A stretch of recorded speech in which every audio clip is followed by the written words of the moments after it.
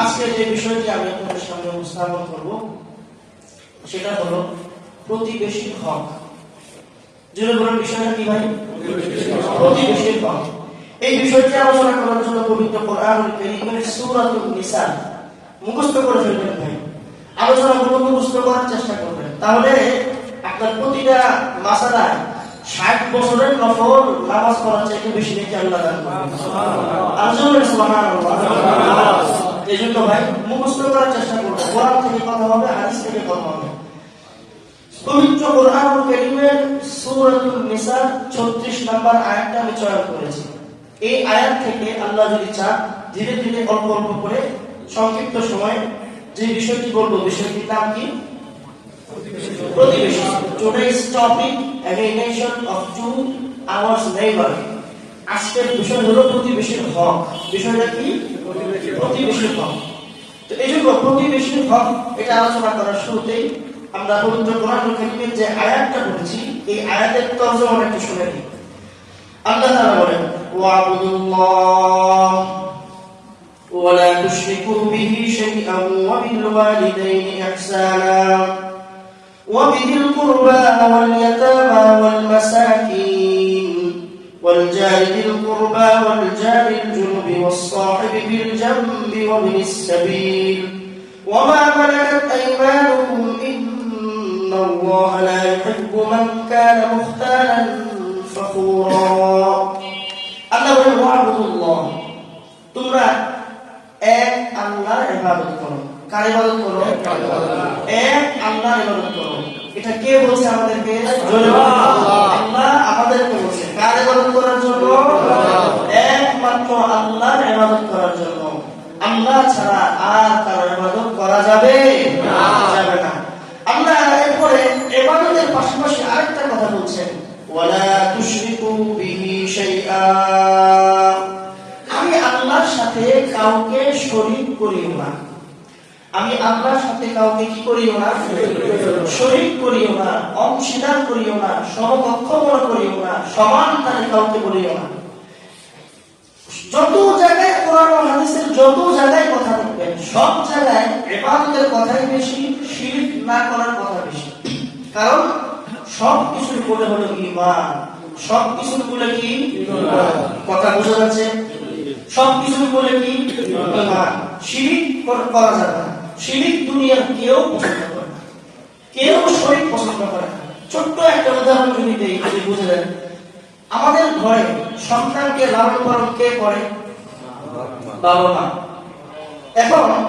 এখন এই সন্তান যদি বাপের বাপ না বলে আরেকজনকে আব্বা বলে, এটা মানবে বাবা? এই শরীরটা বাবা মানবে? কারণ সন্তানকে কষ্ট করে লালন পালন করে বাবা। এখন বাপ রে বাপ না বলে আরেকজনকে যদি বাপ বলে, তাহলে এটা বাবার সাথে আরেক বাপের কি করলো?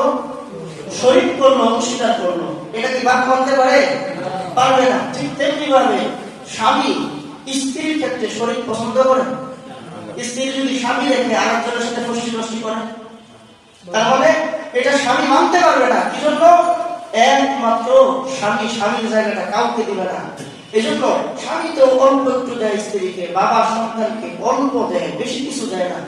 বেশি কিছু না দেওয়ার কারণে এই অল্প একটু খেদমত করে, অল্প একটু খাবার দাবার এনে দেয়, 3 বেলা রান্না বান্না করে, এই করে সেই করে। এতটুকু দেওয়ার কারণে যদি শরীক মানতে না পারে, তাহলে আল্লাহ আমাদেরকে কত কিছু দিছে। সুবহানাল্লাহ। স্বামী আর স্ত্রীকে কতটুকুই বা দিছে। দুনিয়ার জাগতিক কিছু প্রয়োজন পূরণ করছে, একটা শাড়ি দিছে, একটা কিছু প্রয়োজনীয় জিনিসপত্র কিনে দিছে। এতে যদি স্বামী এত অধিকার হয় যে স্বামী শরীক করতে পারে না, তাহলে আল্লাহ আপনাকে আমাকে কি না দিছে? সুবহানাল্লাহ।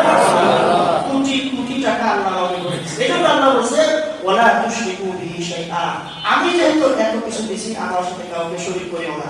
এরপর আল্লাহ বলে, ওয়া বিল ওয়ালিদাইনি ইহসানা, আল্লাহর ইবাদত করো, আল্লাহর সাথে কাউকে শরীক করো না। এরপরে হলো ওয়া বিল ওয়ালিদাইনি ইহসানা, বাবা মার উপরে ইহসান করো। সুবহানাল্লাহ। কার উপরে ইহসান করো? বাবা মার উপরে ইহসান করো। বাবা মার উপরে ইহসান করো। এই একটা শব্দের উপরে একটা জোর দরকার। ইনশাআল্লাহ সামনে কোনো একজন যে বাবা মার উপরে আল্লাহ দয়া করতে বলছেন। আজ সমাজে বাবা মা প্রতিটি পরিবারে প্রত্যেকটা ঘরে কোনো না কোনো ভাবে লাঞ্ছিত হচ্ছে, কোনো না কোনো ভাবে বঞ্চিত হচ্ছে, কোনো না কোনো ভাবে সন্তান কর্তৃক নির্যাতিত হচ্ছে, অপমানিত হচ্ছে, কোনো না কোনো ভাবে হচ্ছে। আল্লাহ নিষেধ করছে, আল্লাহ বলেছে ওয়াবিল ওয়ালিদাইনি ইহসানা, তোমরা বাবা মার উপর ইহসান করো, বাবা মার সাথে সৎ ব্যবহার করো। এরপর আল্লাহ কি বলতেছে দেখেন, ওয়াবিল কুরবা, তোমরা আত্মীয়দের সাথেও সৎ ব্যবহার করো। কার সাথে? আত্মীয়দের সাথে সৎ ব্যবহার করো। ওয়াল ইয়াতামা, এতিমদের সাথে সৎ ব্যবহার করো। এখানে সৎ ব্যবহারের অর্থ হলো যার সাথে যেইভাবে সৎ ব্যবহার করা যায় সেইভাবে করতে হবে। বাবা মার সাথে সৎ ব্যবহার মানে বাপ মাকে খেদমত করতে হবে। শুধু ব্যবহার মানে কথাবার্তা না, ব্যবহারের মধ্যে কি সব কিছু আছে। ব্যবহারের মধ্যে শুধু কথাবার্তা না, ব্যবহারের মধ্যে সব। আবার যে বলতেছে আত্মীয়দের সাথে সৎ ব্যবহার করো, তার মানে আত্মীয়দের সাথে সৎ ব্যবহারের পাশাপাশি তোমার তৌফিক অনুযায়ী আত্মীয়দেরকে দান সৎকার করো, সহযোগিতা করো। বুঝতে পারছেন ভাই কথাগুলো? কোরআন থেকে কথা হচ্ছে ভাই, সরাসরি আল্লাহর কথাগুলো। এরপর আল্লাহ বলতেছে ওয়াল ইয়াতামা, এতিমদের সাথে সৎ ব্যবহার করো, মানে এতিমদেরকেও তুমি কিছু দাও, সাহায্য সহযোগিতা করো। ওয়াল ইয়াতামা ওয়াল মাসাকিন, মিসকিনদেরকেও দান সৎকার করো, মিসকিনদের সাথেও সৎ ব্যবহার করো। মিসকিন হলো যার থাকার মতো জায়গা নাই, খাওয়ার মতো কোনো সম্পদ নাই, বাসস্থানও নাই, টাকা পয়সাও নাই। আরেকটা শব্দ আছে ফকির, কি বলেন? ফকির বলা হয় যার থাকার মতো ঘর আছে কিন্তু চলার মতো সম্পদ। কথা কি বুঝতে পারছি? ফকির কাকে বলে বলেন তো? যার থাকার মতো ঘর আছে কিন্তু চলার মতো সম্পদ নাই। মিসকিন কাকে বলে? যার কিছুই নাই। এরপর আল্লাহ তাআলা বলতেছেন ওয়াল জারিল কুরবা, নিকট আত্মীয় প্রতিবেশী, রক্তের সম্পর্কের প্রতিবেশী। ওয়াল জারিল জুনুব, এবং দূরের সম্পর্কের প্রতিবেশী। নিকট আত্মীয় প্রতিবেশী, দূরের সম্পর্কের প্রতিবেশী। ওয়াল জারিল জুনুব, এদের সাথে তোমরা ভালো করে ব্যবহার করো। এরপর আল্লাহ বলতেছে ওয়াসসাহিবি বিল জামবি, তোমার চলার সাথীর সাথেও ভালো ব্যবহার করো। সুবহানাল্লাহ বলবেন না? তোমার চলার সাথী, জীবন চলার পথে যখন যার সাথে যেখানে চলাফেরা করা হয়, গাড়িতে আছি, আমার ডান দিকে যে আছে সে হলো আমার প্রতিবেশী। সুবহানাল্লাহ। এখানে মসজিদে একসাথে বসে আছি কাতারে কাতারে, ডানে বামে যে আমার সাথে বসা আছে তারা সবাই আমাদের কি? প্রতিবেশী। একসাথে দোকানে পাশের দোকানদার আমার কি হবে? প্রতিবেশী। ওয়াসসাহিবি বিল জামবি, চলার সাথী, যাদের সাথে চলাফেরা করা হয়, যাদের সাথে উঠা বসা করা হয়।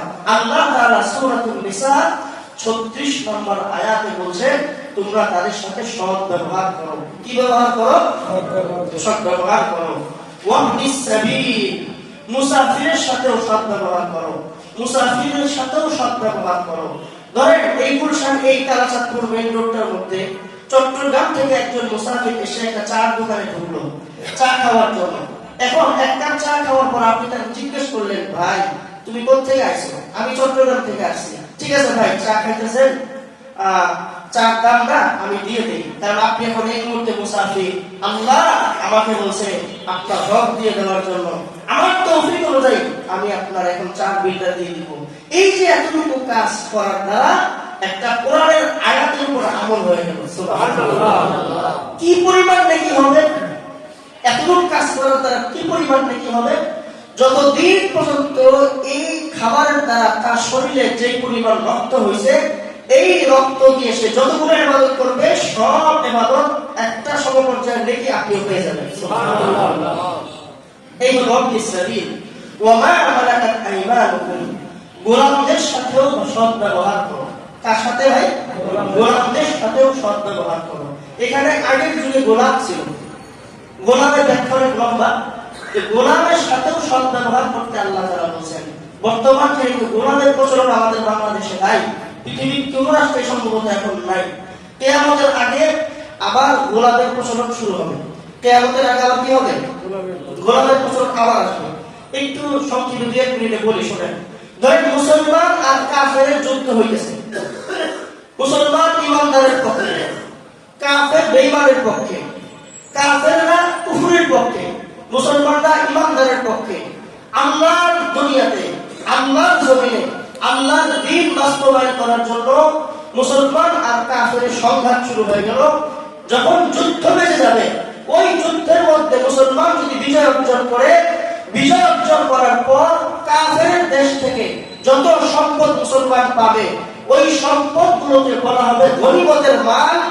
আর মানুষ যেগুলো পাওয়া যাবে, নারী এবং পুরুষ যাদেরকে পাওয়া যাবে, তারা হলো গোলাম। তারা কি গোলাম? এক কথা কি বুঝতে পারছি? গোলাম কাকে বলে আমরা বুঝতে পারছি? তাহলে মুসলমানের দেশে আমরা যদি যুদ্ধ করি, তাহলে কাফের দেশ থেকে উৎপাদিত সম্পদগুলো হবে গনিমতের মাল। আর নারী পুরুষ যারা বন্দী হয়ে আসবে আমাদের কাছে, বন্দী, এই বন্দীরা হবে কি গোলাম। বুঝতে পারছি? কিন্তু বর্তমানে এটা কি নাই? আবার এই গোলামদেরকে আবার বিক্রয় করা যায় বাজারে নিয়ে।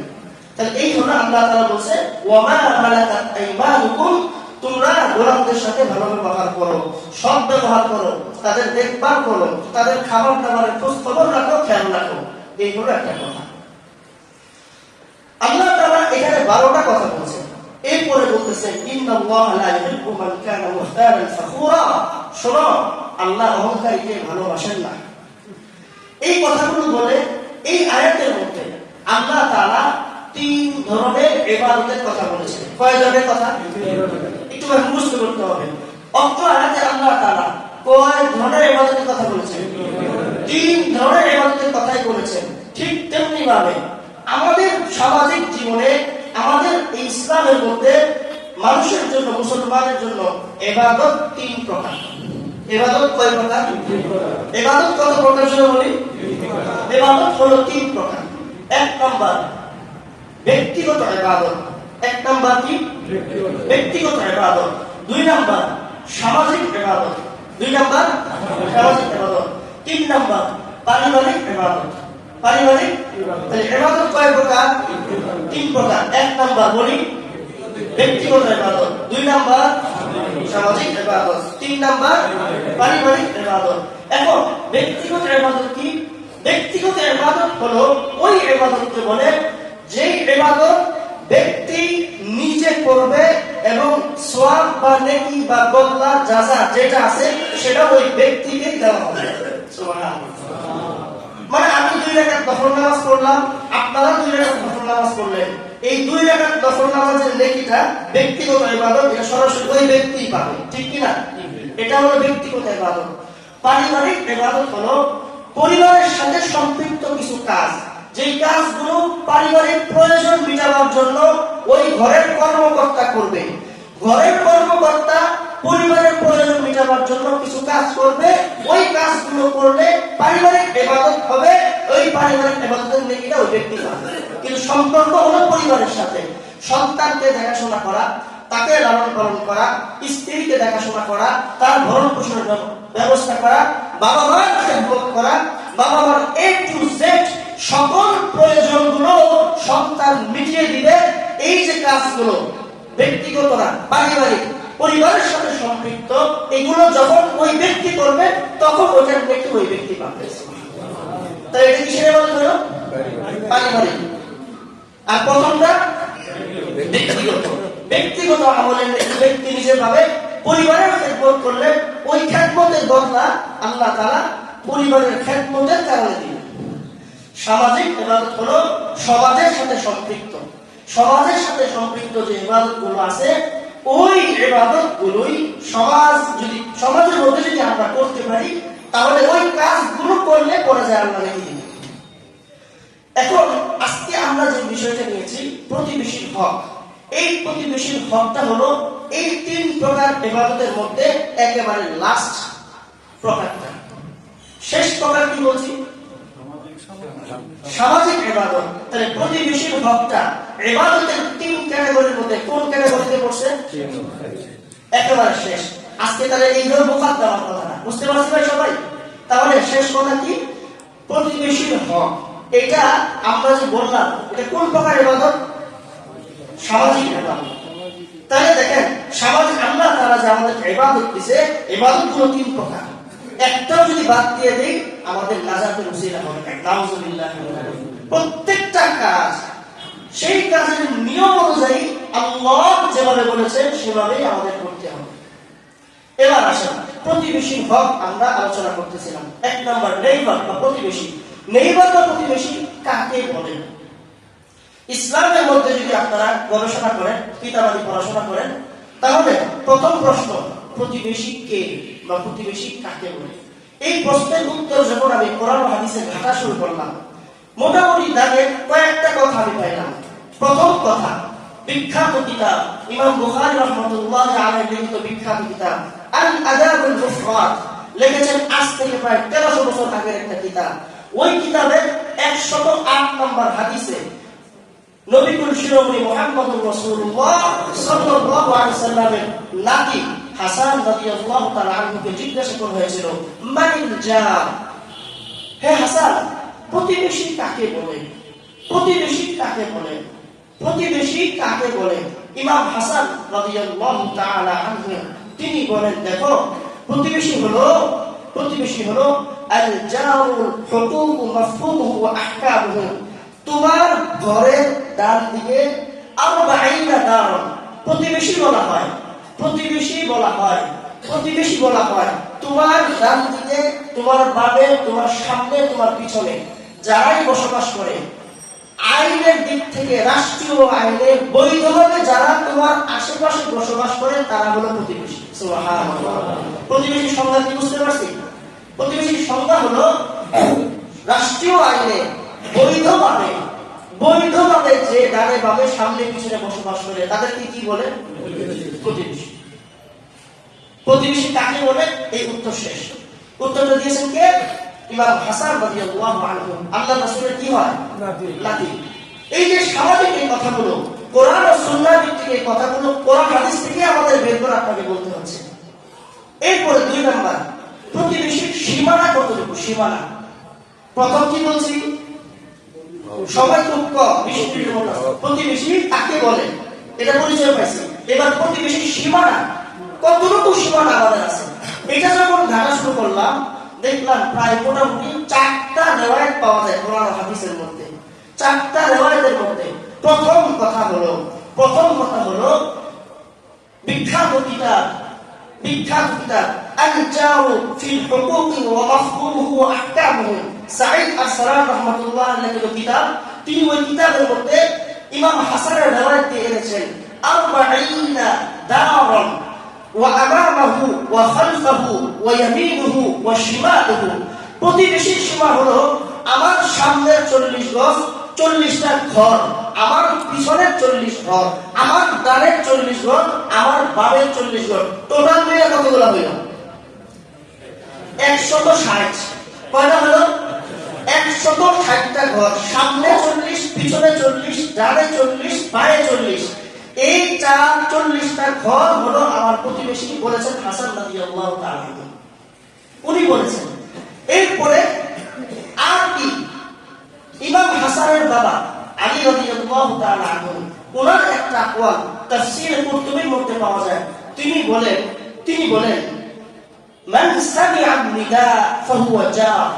তুমি স্বাভাবিকভাবে একটু জোরে আওয়াজ করলা, করলেন, এই রহিম, জোরে ডাক দিলেন। এতটুকু জোরে কথা বলার পর আমার এই কণ্ঠের আওয়াজ যত দূর পর্যন্ত গেল, ওই দূর পর্যন্ত যতগুলো মানুষ শুনতে পারো, ওই সবগুলো ঘর আমার প্রতিবেশী। সুবহানাল্লাহ। বুঝতে পারছি কথাগুলো? 2 নাম্বার প্রতিবেশী সংখ্যা, মানে আমার প্রতিবেশী সীমানা। 3 নাম্বার, এই 3 নাম্বার আরো একটা সুন্দর কথা আরো বড় আলেম তিনি লিখেছেন মান সাল্লা মা'আকা সালাত আস-সুবহি ফিল মসজিদ ফাহুয়া জারুক। 3 নাম্বার সংজ্ঞা তিনি বলতেছেন প্রতিবেশীর সীমানা হলো ফজরের নামাজে মসজিদে তোমার সাথে যারা ফজরের নামাজ পড়বে তারা তোমার প্রতিবেশী। সুবহানাল্লাহ। তাহলে এখন বলেন, ফজরের নামাজ যারা মসজিদের মধ্যে একসাথে করবে তারা সবাই কি প্রতিবেশী? এখন এই কথা বলার পরে প্রতিবেশী বাড়লো না কমলো? 160 ঘরের মধ্যে কত আইল?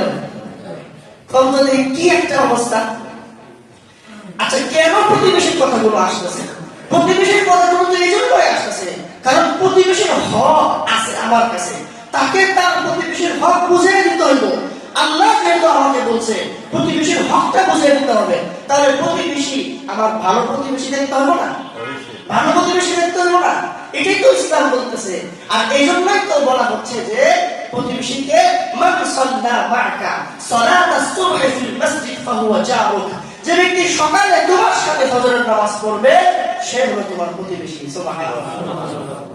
তাহলে হাসান বলেছেন 40টা ঘর, ডানে বামে সামনে পিছনে 160টা ঘর। আলী বলেছেন স্বাভাবিক আওয়াজ যদি যত দূর পর্যন্ত যায় তত দূর পর্যন্ত।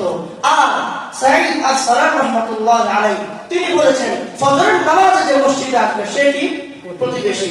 আরেকটা কওল পাওয়া যায়, এটা সামাজিক বিজ্ঞানের যে বই, এটাকে আমরা আরবিতে বলি আল-উরফ, সমাজ প্রতিদান।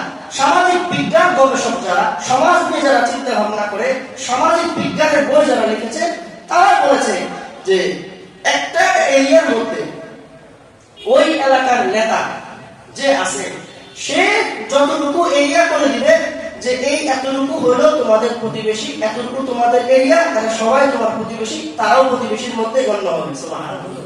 কারণ যেহেতু সব দেশে তো আর ইসলাম নাই, আছে কিছু দেশে তো সামাজিক বিজ্ঞানের লোকদের কথা শুনতে হয়। তাহলে আমরা মোটামুটি প্রতিবেশীকে এটা পাইলাম, প্রতিবেশীর সীমানা কতটুকু এটাও বুঝলাম। ঠিক আছে না ভাই কথাগুলো? এখন এই যে বিষয়গুলো প্রতিবেশী বুঝতে হবে। সর্বশেষ কথা হলো প্রতিবেশীর হক। কি কি কইছি ভাই? প্রতিবেশীর হক। প্রতিবেশীর হক বলার আগে রাসূল আকরাম সাল্লাল্লাহু আলাইহি সাল্লাম তিনি আর বেশ কয়েকটা কথা বলেছেন যে কাফা বিল মাউতি কাদিবান আই ইউহাদ্দিসা বিকুল্লি মা সামি'a। প্রতিবেশীর কতটুকু গুরুত্ব, প্রতিবেশীর কতটুকু গুরুত্ব।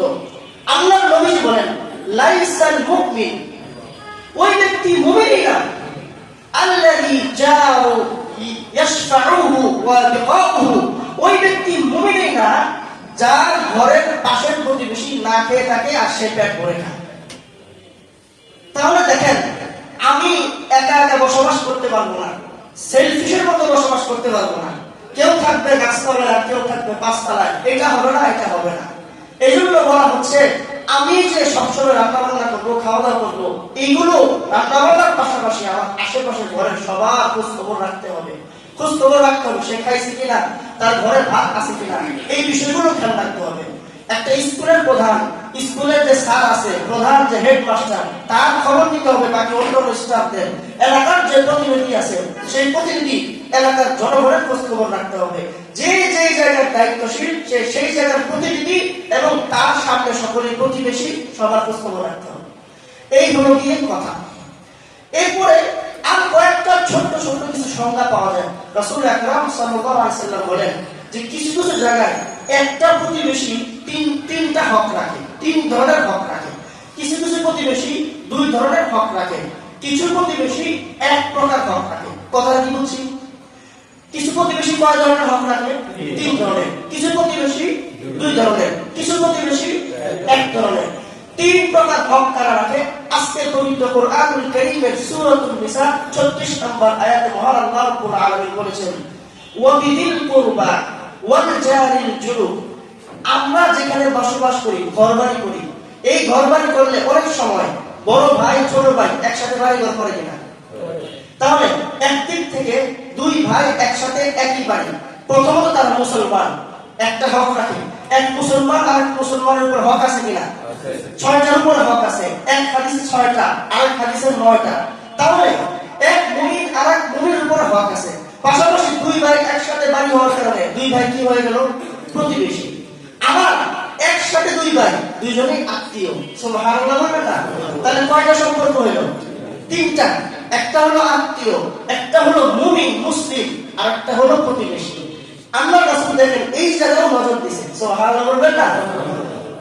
আরেকটা হলো যে সে আমার আত্মীয় না কিন্তু মুসলমান এবং প্রতিবেশী, মুসলমান প্রতিবেশী কিন্তু আমার ভাই না, রক্তের সম্পর্কের কেউ না।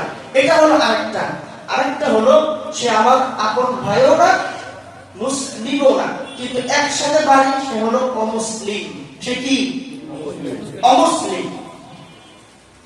এই যে অমুসলিম, এই অমুসলিম সে যদি আমার প্রতিবেশী হয় তার হকটাও আদায় করতে হবে। সুবহানাল্লাহ। তারপরে তার সাথে আমি কি করব? তার সাথে আমি উত্তম ব্যবহার করব, ভালো আচরণ করব, তার সাথে আমি কথাবার্তা বলবো, স্বাভাবিকভাবে কথাবার্তা বলবো। এই অমুসলিমের উপর একটা মাসালা বলে ফেলি, শেষের দিকে হয়তো মনে থাকবে না, কারণ অনেকগুলো লম্বা আলোচনা, সময় একেবারে কম। খুব খেয়াল করে দেখেন, যদি এই যে 13টা হক, প্রতিবেশী 13টা হকের মধ্যে একটা হক আছে, সেটা হলো কোন প্রতিবেশী যদি কাউকে সালাম দেয় তাহলে কি করতে হবে? সালাম দিয়ে কি করতে হয়? সালামের জবাব দেওয়া উচিত না। এখন আমার প্রতিবেশী সে কি? মুসলিম না অমুসলিম?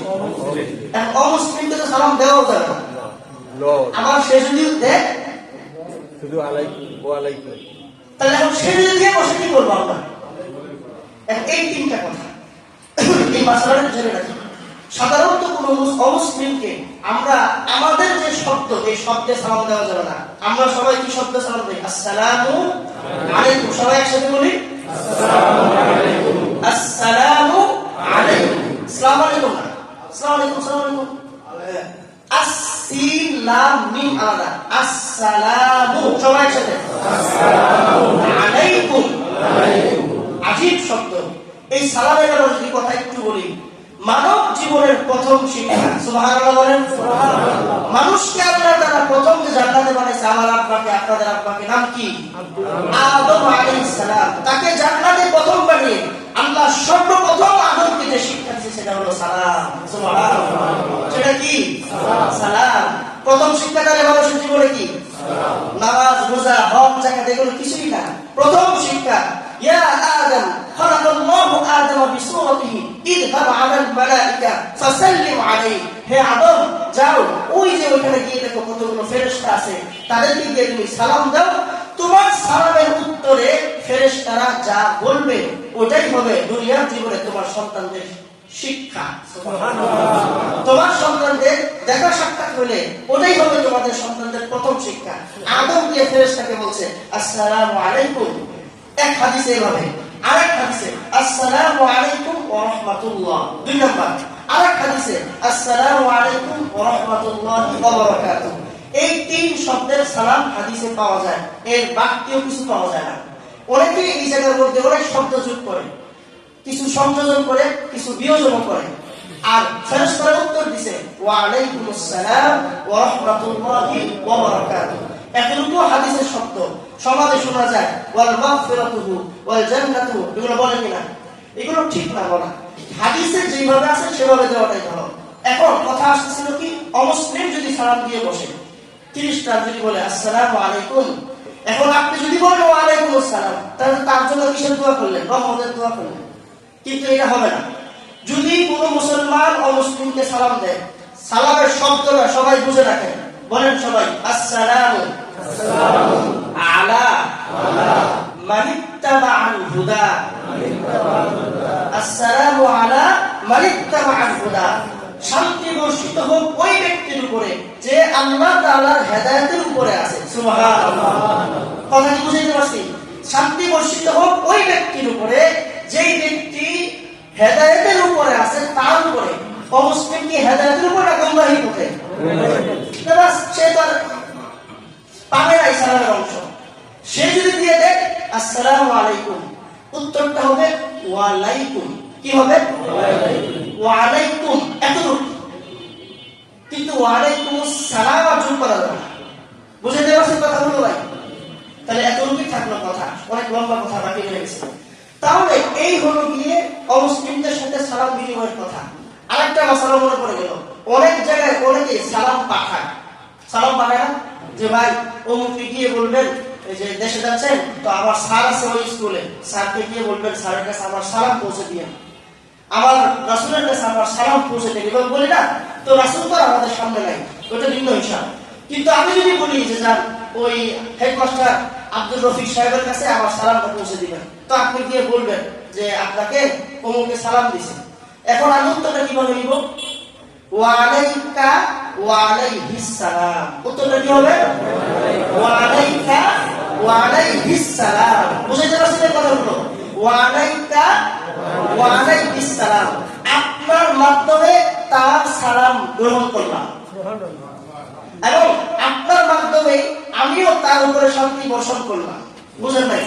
সে যে সালাম দিল ওয়া আলাইকা ওয়া আলাইহিস সালাম, আপনার মাধ্যমে তার উত্তরটা নিয়ে তার জন্য আমি আপনার মাধ্যমে রহমতের দোয়াটা করে দিলাম। সুবহানাল্লাহ। তাহলে এই হলো সালামের সংক্ষিপ্ত কিছু কথা, কিছু মাসালা।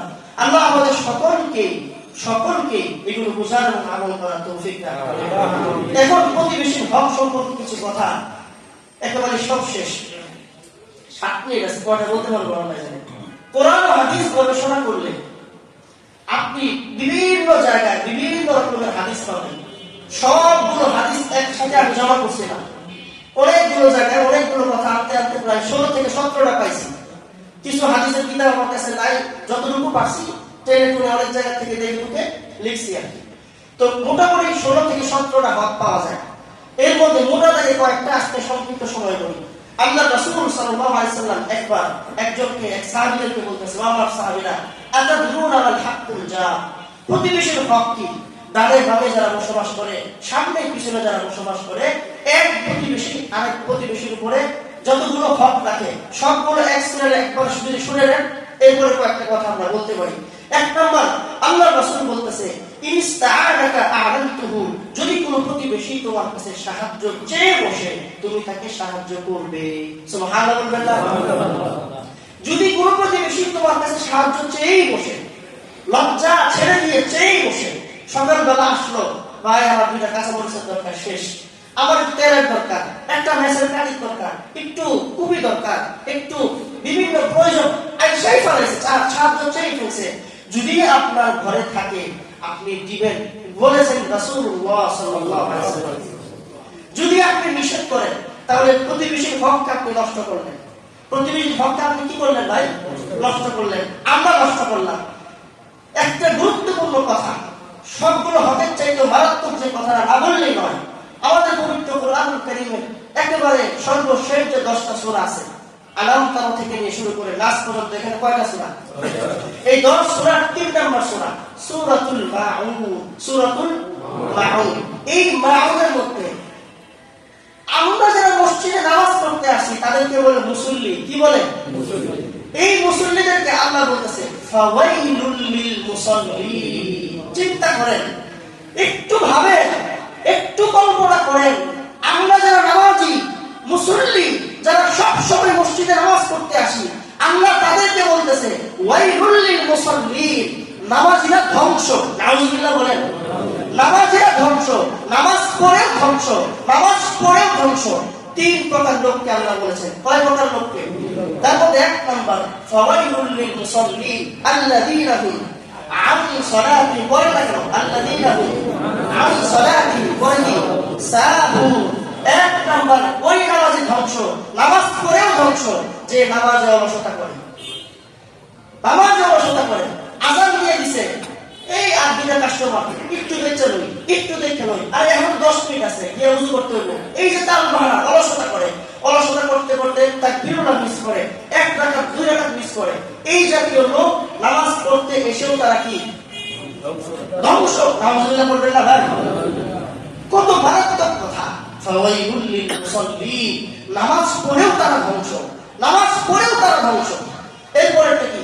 আল্লাযীনা হুম আন সালাতিহিম সাহুন আল্লাযীনা হুম ইউরাউন। ইউরাউন, লৌকিকতার ইবাদত করে, লোক দেখানো ইবাদত করে। মানুষ আমাকে ইবাদতকারী বলবে, ভাই আমাদের মসজিদে আমাদের মাহফিলে এখন 5 লক্ষ টাকা দরকার। একজন বলল, ভাই আমি দিব, ভাই আমি দিব, ভাই ভাই আমি এটা কি করলো? বুঝতে তাই বললো, ভাই আমি দিব। লৌকিকতা, 5 লক্ষ টাকা সে দিল, কারণ দেখানোর জন্য, মানুষকে দেখানোর জন্য। তাহলে ওই লোক এই যে দিল, দেওয়ার পরেও আল্লাহ বলছে ওয়াইলুল লিল মুসাল্লিন, ওই লোক 5 লক্ষ টাকা দান করে মসজিদে এসে 5 ওয়াক্ত নামাজ পড়বে, কিন্তু সে কই যাবে? জাহান্নামে চলে যাবে, সোজা জাহান্নামে। ফাওয়াইলুল লিল মুসাল্লিন, নামাজ পড়েও সে ধ্বংস হবে। অথচ যেই লোক ওই মাহফিলে 5 লাখ টাকা দিছে, তার বোন না খাওয়া, তার ভাইয়ের খবর নাই, তার ছোট ভাইটা দীর্ঘদিন পর্যন্ত অসুস্থ, তারই দেখার খবর নাই, কিন্তু এখানে 5 লাখ টাকা দিচ্ছে কি জন্য? লৌকিক। সর্বশেষ কথা, আল্লাযীনা হুম আন সালাতিহিম সাহুন আল্লাযীনা হুম ইউরাউন পরে ওয়া ইয়ামনাউনাল মাউন। আল্লাহু আকবার কবীরা ওয়া ইয়ামনাউনাল মাউন। শোনো, তোমার প্রতিবেশী কখনো কখনো তোমার কাছে এসে সামান্য কিছু জিনিস চাইছে, অল্প কিছু জিনিস চাইছে, সামান্য বিষয়টাই না তোমার কাছে চাইছে, তুমি তাকে দিয়ে দিও। কিন্তু তুমি তাকে দিলে না, তুমি যেটা তাকে ফিরাই দিলা, একটা চাবি, এরপর একটু মেসের কাঠি, একটা মরিচ, একটু পেঁয়াজ দিলা না তুমি তারে, এই যে তুমি তারে সরাই দিলা, তুমি নামে মুসল্লি, তোমার জায়গা কই? জাহান্নাম। আল্লাহ আমাদের সবাইকে গুলো বোঝার তৌফিক দান করেন। ইদাস্তাআনতা আ'লানতুহু, যদি কেউ তোমার কাছে সাহায্য চেয়ে বসে তুমি তাকে সাহায্য করবে। যদি কোনো মুসিবতগ্রস্ত ব্যক্তি তোমার কাছে চলে আসে, তুমি তাকে মুসিবত থেকে বাঁচাবার, উদ্ধার করার চেষ্টা করবে। আজকে নিয়ত করতে পারি না ইনশাআল্লাহ যে আমাদের কাছে যত মুসলমান যদি কখনো বিপদ মুসিবতে পড়ে আসে, যদি প্রমাণ হয় সে মুসিবতে পড়ে আছে, ইনশাআল্লাহ আমরা তাকে সাহায্য করবো। ইনশাআল্লাহ ইনশাআল্লাহ বলি না, সমাজটাকে সুন্দর করি। সব দায়িত্ব শুধুমাত্র রাষ্ট্রের পক্ষের উপরে, প্রধানমন্ত্রীর উপরে, এরপরে এমপি মন্ত্রীদের উপরে না ছেড়ে দিয়ে নিজেরা নিজেদের দায়িত্ব নেই, নিজের ঘরের দায়িত্ব নেই, আশেপাশের মুসলমানের দায়িত্ব নেই, প্রতিবেশীর দায়িত্ব নেই। যদি আমরা সকলেই সচেতন থাকি, আমার চোখের সামনে কোন মুসলমানকে কেউ গুলি করে হত্যা করতে পারবে না, ঠিক কিনা বলেন? কেউ হত্যা করতে পারবে না। যদি প্রতিবেশীর হক সবাই সবার মতো করে আদায় করে, রাস্তাঘাটে যারা চলাফেরা করে একসাথে যদি চলাফেরা করে, প্রতিবেশীর হক আদায় করলে, একটা গাড়ির মধ্যে যদি 50 জন যাত্রী থাকে, তাহলে ওই যাত্রীর মাঝখানে একটা মানুষকে কিভাবে হত্যা করে? গাড়িগুলোর মধ্যে দেখা যাচ্ছে এমন এই অবস্থা, একজনকে মারে 90 জন চায় চায় দেখতেছে, 90 জন টাকা টাকা তামসা দেখতেছে, তারা মেরে ফেলতেছে। তাহলে এই যে 50 জনের চোখের সামনে একজনকে মেরে ফেললো, 50 জন লোক এই যে হক নষ্ট করলো, প্রতিবেশীর হক নষ্ট করার কারণে 50 জন জাহান্নামে যাবে। নাউযুবিল্লাহ বলেন। শেষ একটা কথা বলি, আব্দুল্লাহ ইবনে আব্বাস রাদিয়াল্লাহু তাআলা আনহু, বিখ্যাত সাহাবী আব্দুল্লাহ ইবনে আব্বাস রাদিয়াল্লাহু তাআলা আনহু মক্কা শরীফ মদিনার মসজিদের বারান্দার মধ্যে বসে বসে বিকাল বেলা তাসবিহ করতেছে। তাসবিহ রমজান মাসের শেষ দশকে, দিনগুলো কিসের শেষ দশ? ইতিকাফের। মাশাআল্লাহ মাশাআল্লাহ। রমজানের শেষ দশ কিসের? ইতিকাফের সময়। রমজানের শেষ দশকে একেবারে শেষ প্রান্তে আসরের নামাজের পরে বসে বসে তিনি তাসবিহ করতেছে। একজন সাহাবী এসে বলতেছে, সাহাবী অথবা তাবী হতে পারে, ভাই আমি খুব মুসিবতের মধ্যে পড়ে গেছি, আমাকে একটু সহযোগিতা করেন। একটা লোক আমার কাছে কিছু টাকা পাবে, আজকে টাকাটা দেওয়ার তারিখ ছিল, কিন্তু আমি টাকাটা জোগাড় করতে পারি নাই।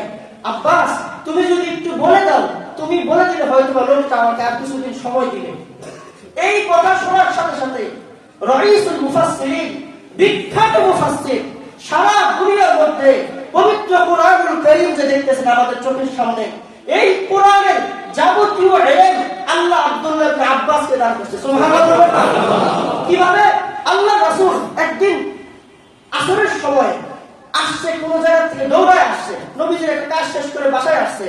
বাসায় আসার পরে আল্লাহ রাসূল সাল্লাল্লাহু আলাইহি ওয়াসাল্লাম ডানে তাকাচ্ছে, বামে তাকাচ্ছে, সামনে তাকাচ্ছে, পিছনে তাকাচ্ছে। যখন এভাবে দেখতেছে, আব্দুল্লাহ ইবনে আব্বাস দূরে থেকে দেখে রাসূলের ভাবটা বুঝে ফেলছে আল্লাহ রাসূলের এই মুহূর্তে কি দরকার। আব্দুল্লাহ ইবনে আব্বাস সাথে সাথে দৌড় দিছে, গিয়ে কল চেপে এক বোতল পানি নিয়ে রাসূলের সামনে ওযু করার জন্য উপস্থিত করছে। সুবহানাল্লাহ। নবীজির এই মনের ভাব যে বুঝতে পারছে, নবীজির কোনো কথা নাই, সোজা আসমানে হাত উঠাইছে। সুবহানাল্লাহ। আল্লাহুম্মা আল্লিমনাল কুরআন ফিল আব্বাস, আল্লাহ কোরআনের যাবতীয় ইলম আব্দুল্লাহ ইবনে আব্বাস কে দান করে দেন। সুবহানাল্লাহ। আব্দুল্লাহ ইবনে আব্বাস সেদিন থেকে তার দেমাগের মধ্যে কোরআনের আধ্যাত্মিক তাফসীর চলে আসে। কোরআনের যে আয়াতের ব্যাখ্যা তাফসীর কেউ বুঝতে পারতো না, সেই ব্যাখ্যা আব্দুল্লাহ ইবনে আব্বাস বুঝতো। সুবহানাল্লাহ। এই হলো আব্দুল্লাহ ইবনে আব্বাস। আব্দুল্লাহ ইবনে আব্বাস তখন সাথে সাথে জুতা নিয়ে মসজিদ থেকে বের হয়ে যাবে। ওই লোক বলতেছে, আব্বাস হাল তা'লামু, সম্ভবত তুমি ভুলে গিয়েছো, হাল নাসিতা, তুমি মনে হয় ভুলে গেছো, তুমি এখন ইতিকাফ অবস্থায় আছো। সুবহানাল্লাহ। কি অবস্থায় আছো? ইতিকাফ অবস্থায় আছো। সে ইতিকাফে আছে না? বলতেছে তুমি মনে হয় ভুলে গেছো যে ইতিকাফ অবস্থায় আছো, তা তুমি তখন মসজিদ থেকে বের হতে পারবো না। তখন আব্দুল্লাহ ইবনে আব্বাস আমাদের সকলের প্রিয় নবী, কলিজার নবী, বিশ্ব নবী মুহাম্মদুর রাসূলুল্লাহ সাল্লাল্লাহু আলাইহি ওয়াসাল্লাম তার রওজার দিকে এভাবে হাত দিয়ে বলতেছে, ইয়া আব্দুল্লাহ সামি'তু উযুনাইনি মিনার রাসূল সাল্লাল্লাহু আলাইহি ওয়াসাল্লাম, হে আল্লাহর বান্দা, আমি আমার নিজের দুই কানে এই রওজাওয়ালার কাছ থেকে মুহাম্মদুর রাসূলুল্লাহর কাছ থেকে শুনেছি, যদি কোনো মানুষ মুসিবতে পড়ে বিপদগ্রস্ত হয়ে যায় আর ওই বিপদ থেকে উদ্ধার করার চেষ্টা করে, কি করে? সে বিপদ থেকে উদ্ধার করতে পারবে কিনা জানে না, শুধু একটু চেষ্টা করে, একটু চেষ্টা করে, একটু দৌড়ঝাঁপ করে দেখা যায় এই ভাইকে একটু উদ্ধার করা যায় কিনা। আল্লাহ রাসূল বলেছে এই মক্কা মদিনার মধ্যে বসে 10 বছর ইতিকাফ করার নেকি আল্লাহ তাকে দান করবে। আল্লাহ আমাদের সকলকে প্রতিবেশীর হক আদায় করার তৌফিক দান করেন। আল্লাহ আমাদের সকলকে প্রত্যেকটা মুসলমান ভাইয়ের প্রতি দরদি হওয়ার, বিনয়ী হওয়ার, রহিম হওয়ার তৌফিক দান করেন। যারা সুন্নাত পড়ে সুন্নাত পড়ে